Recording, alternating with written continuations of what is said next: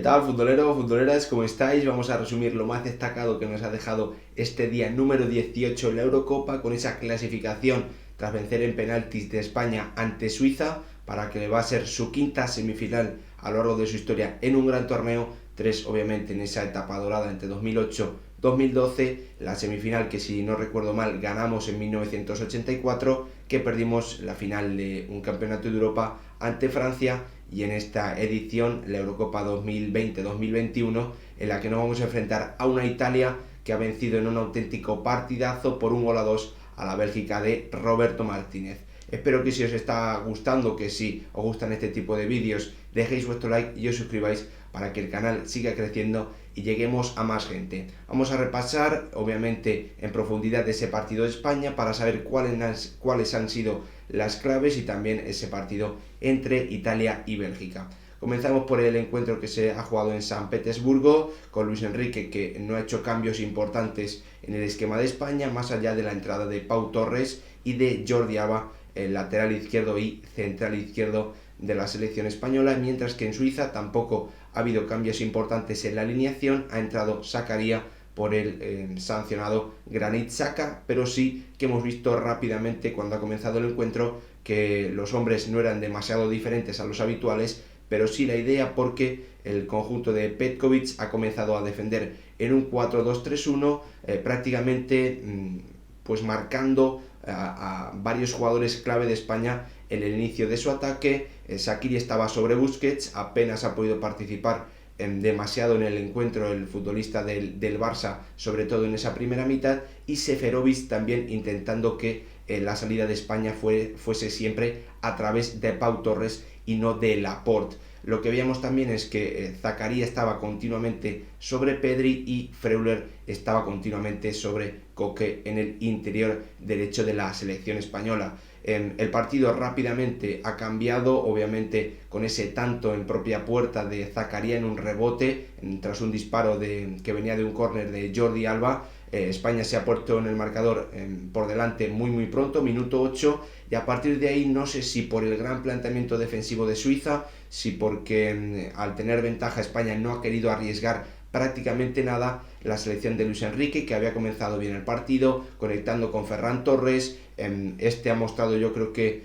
un entendimiento de la situación o de lo que necesitaba su equipo bastante importante, encarando, siendo muy vertical, siempre intentando obligar a su lateral, al que le estaba defendiendo, a tener que retroceder metros, y ahí España sí que se ha podido situar cerca de la portería de Jan Sommer en ese inicio. A partir de ese tanto, España ha ido claramente de más a menos en el encuentro,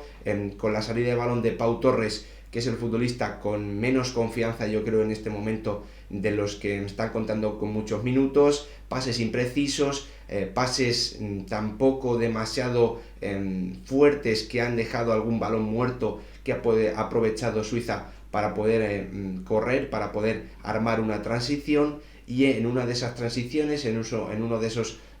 contragolpes, ha llegado también una jugada muy importante para el partido, que ha sido la lesión de Embolo, otro de los grandes peligros de la selección de Petkovic, que, bueno, además de la baja de Granit Xhaka, se tenía que enfrentar a otra baja clave como la de este futbolista, que podría, yo creo que era clave y que le podía haber hecho muchísimo daño en los contragolpes a la selección de Luis Enrique. España, lo cierto es que en esa primera mitad se ha dedicado simplemente a tener el balón, sin ningún tipo de incordio para la defensa suiza, ni tampoco para la portería de Jan Sommer, y Suiza, que tampoco ha hecho demasiado, ha tenido un par de corners, un par de acercamientos que para mí dejaban la sensación de que estaba más cómodo en el partido, pese a que es cierto que ni siquiera ha obligado a Unai Simón a tener que intervenir en esa primera mitad. España se marchaba al descanso con ventaja, pero con una falsa comodidad, porque, como digo, no estaba pudiendo atacar y además estaba siendo muy conservadora con el balón, algo que Luis Enrique no le ha gustado nada, y por eso al descanso ha hecho cambios importantes. Ha hecho un cambio importante en la zona de arriba. Se ha retirado Sarabia, que no sé si por un problema físico o porque, bueno, directamente no estaba bien en el partido, no ha podido aprovechar su oportunidad de ser titular y no ha estado bien en esa primera mitad. Ha entrado Dani Olmo, y es cierto que España sí que ha tenido un poquito más de profundidad, pero le ha faltado asentarse en campo contrario, obligar a Suiza a tener que estar cerca de la portería de Jan Sommer durante varios minutos. España no ha circulado, en mi opinión se ha precipitado bastante, ya ha llegado una fase de dense control que Luis Enrique ha querido otra vez frenar con un cambio. Ha entrado Gerard Moreno sustituyendo a Morata, el futbolista del Villarreal ha comenzado en punta, no ha estado bien y rápidamente ha cambiado la posición con Ferran Torres. Pero alrededor del minuto 66-68, en una jugada que ha comenzado también con un error de España, creo que ha sido de Gerard Moreno, Suiza ha podido robar, ha enviado un balón en largo y ha llegado el error, yo creo también junto a bastante fortuna para la selección de Suiza, que ha aprovechado Shaqiri para poner el 1-1 en el marcador, y a partir de ahí sí que hemos visto una selección de Suiza que ha replegado un poquito más. España ha dado un paso hacia adelante y ha comenzado a crear más peligro gracias a esas internadas, a esas jugadas individuales de Dani Olmo, que ha llegado a línea de fondo, ha intentado encarar, pero lo cierto es que la selección española, hasta que no ha llegado esa tarjeta roja de Freuler por una entrada muy fuerte, que para mí sí merecía esa tarjeta, creo que ha acertado el colegiado inglés que estaba dirigiendo el partido, hasta que no han llegado esos minutos. Lo cierto es que España no ha obligado a Suiza a tener que estar constantemente cerca de su portería, obviamente con ese asedio que a partir de ahí ha montado la selección española sobre la portería del conjunto suizo. Sí que ha tenido que intervenir muchísimas más veces Jan Sommer. Luis Enrique ha seguido teniendo que cambiar ese 11 que estaba sobre el terreno de juego. Hemos visto por primera vez en el partido y prácticamente a lo largo de la etapa de Luis Enrique a Marcos Llorente como interior, buscando sobre todo esa conexión con el extremo derecho, que por momentos ha sido Oyarzabal y en otros momentos ha sido Gerard Moreno. Suiza, como es normal, muy cansada ya y obviamente con un hombre menos se ha tenido que defender muy cerquita de su área. España, para mí, ha entendido muy bien lo que necesitaba, intentando siempre llegar a la línea de fondo, ya sea a través del 1 para 1 o a través de la conexión de Pedri con Jordi Alba, que para mí ha estado muy bien en esa prórroga. Ha encontrado ocasiones muy claras España, dos de Gerard Moreno, una que ha enviado directamente fuera al futbolista del Villarreal y otra que ha salvado Sommer con la cara, pero que yo creo que es más de mérito del futbolista español que del portero suizo. Lo ha seguido intentando con ocasiones de Dani Olmo, de Marcos Llorente, de Oyarzabal, una en los últimos minutos que ha salvado Ricardo Rodríguez de Marcos Llorente con otro centro atrás. La verdad es que he leído por Twitter a bastantes personas que echaban de menos a Adama Traoré en esa prórroga. Yo creo que no tenía demasiado sentido poner a Adama Traoré, que es un futbolista que necesita primero espacios para regatear, algo que no había en el partido, y que además siempre pone centros para rematadores de cabeza, algo que la selección en ese momento ya no tenía. Creo que lo ha hecho muy bien la selección, lo ha entendido muy bien, y creo que esto hay que destacarlo porque la selección española es una de las poquitas que tiene automatismos y que ha demostrado ser capaz de entender cómo se puede atacar a una defensa que está tan cerrada y que juega tan cerca de su propia portería, a través sobre todo de esos centros desde línea de fondo, porque cuando se hacen desde línea de fondo obligas a la línea defensiva rival a meterse prácticamente en el área pequeña y aparece ese espacio en el punto de penalti que España ha podido aprovechar para crear ocasiones, pero que no ha podido materializar. Nos íbamos a los lanzamientos de penalti, en mi opinión con una sensación de que la historia, la heroicidad iba a favorecer a Suiza, con un portero que suele destacar en los penaltis como Jan Sommer, que además llegaba crecido por haber hecho una gran prórroga salvando a su selección. Pero lo cierto es que a partir de ahí ha aparecido el gran héroe de estos lanzamientos del penalti en la selección. Además, todo parecía un poquito más complicado cuando Sergio Busquets ha fallado el primer penalti, cuando Gavranovic ha marcado el suyo, pero a partir de ahí 2 lanzamientos y medio detenidos por Unai Simón, porque yo el tercero, el que ha lanzado fuera Vargas, se lo quiero dar al portero del Athletic. Creo que haberse mantenido de pie, no haberse lanzado a uno de los lados, ha obligado al futbolista suizo a tener que ajustar mucho más su penalti, y que eso ha sido decisivo. Quiero destacar también la personalidad de Gerard Moreno, de atreverse a tirar un penalti, además cómo lo ha hecho, lanzando a la escuadra en un partido en el que había fallado ocasiones importantes, además viniendo de fallar un penalti en la fase de grupos. Mucha frialdad y mucha confianza ha demostrado el futbolista del Villarreal, y obviamente para finalizar ese lanzamiento que ha materializado uno de los grandes especialistas en la selección, como es Mikel Oyarzabal. Creo que hay que destacar el partidazo que ha hecho Suiza, pero obviamente nos vamos a centrar en España, que para mí ya ha cumplido las expectativas. Yo no sé si habéis visto vídeos anteriores, pero tenía claro que el objetivo de la selección española era estar en cuartos de final. A partir de ahí habría que ver qué cruces le tocaban. España ha tenido suerte al enfrentarse a la selección de Suiza en vez de a la favoritísima, como para mí era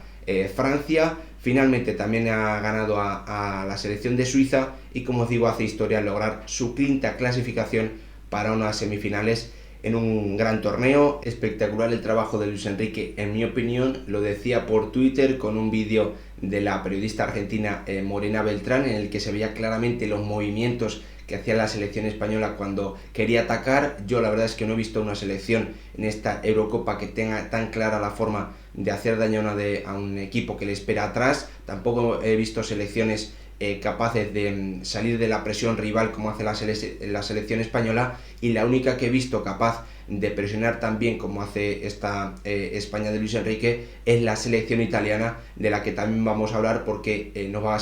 ser nuestra rival en las semifinales. Ya ha sido capaz de vencer a Bélgica en un auténtico partidazo que quiero repasar con vosotros y que vamos a comenzar obviamente revisando también los 11. En Bélgica, dos novedades importantes: la entrada de Doku por un Eden Hazard que ni siquiera podía estar en el banquillo, y la vuelta después de las dudas de Kevin De Bruyne al 11 después de ese golpe que se llevó en el último partido en octavos de final contra Portugal. Mientras que en Italia veíamos de nuevo ese 4-3-3 con la vuelta a la titular de Giorgio Chiellini y con la entrada de Federico Chiesa, que venía de ser fundamental en el partido de octavos de final ante Austria. Lo cierto es que ambas selecciones han mantenido la identidad que venían mostrando a lo largo del torneo. Una Italia que ha querido presionar desde el primer momento, que no ha tenido miedo a intentar superar la presión arriesgando en la salida de balón, y también que ha vuelto a demostrar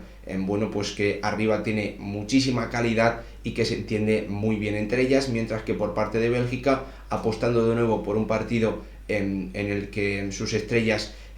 pues tengan mucha capacidad para correr, que no contribuyan tanto a la defensa, y eso ha provocado que veamos un encuentro con muchísimo ritmo que se ha partido por momentos. Lo cierto es que para mí ha comenzado mucho mejor el partido la selección de Bélgica, porque ha podido encontrar esos contraataques superando la presión tras pérdida que ha liderado Jorginho, con un Kevin De Bruyne absolutamente espectacular con las conducciones. La primera gran ocasión ha sido un paradón espectacular de Gianluigi Donnarumma con un disparo de Kevin De Bruyne desde la frontal. Después, minutos después, ha llegado también otra gran parada del portero que está a punto de fichar por el Paris Saint-Germain,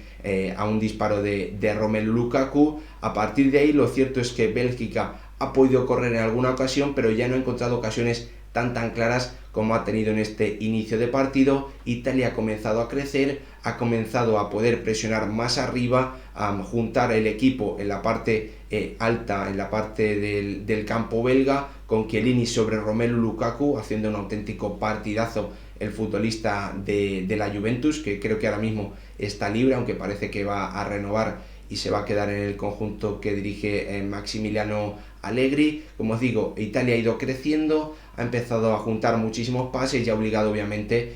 al sistema defensivo belga a tener que trabajar muchísimo, porque ya sabemos que normalmente defiende con 8 jugadores, dejando arriba a Doku, a De Bruyne y a Romelu Lukaku, y esto obliga sobre todo a Tielemans y a Witsel a hacer muchísimo trabajo de basculación y no llegar a todos los